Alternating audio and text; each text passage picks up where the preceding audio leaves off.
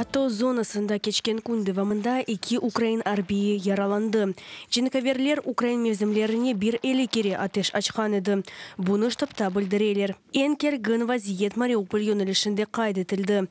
Новотроицкая районында террористлер 120 калибрлі минаттыжы, танкларға қаршы граната атыжы ве БМП селяндырувындан файдаланып атеш ачқан еді. Водяной Лебединская ве Красногоровкада ишгалжилер ато күшлеріне граната атыжы ве пулеметлардан атеш ачты. Гнутова, Новогнатовка, Павлополь ве Новомихайловка янында вазиет келген лишкен еді. Жинкаверлер Широкина жеваранда Денис педейлеріне уджум еткен еді. БМП селяндырувындан Новогригорьевка, Хафив селядан Талаковка ве Чермалык районларында атеш ачылған еді.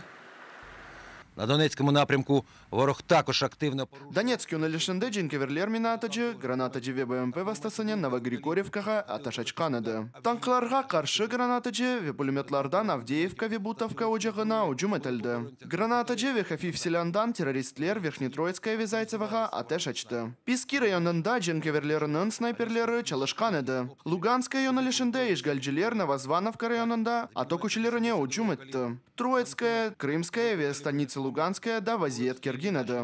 Новоташковкаға сепаратистлер бұйық калибрлы пулеметлардан атеш ачты.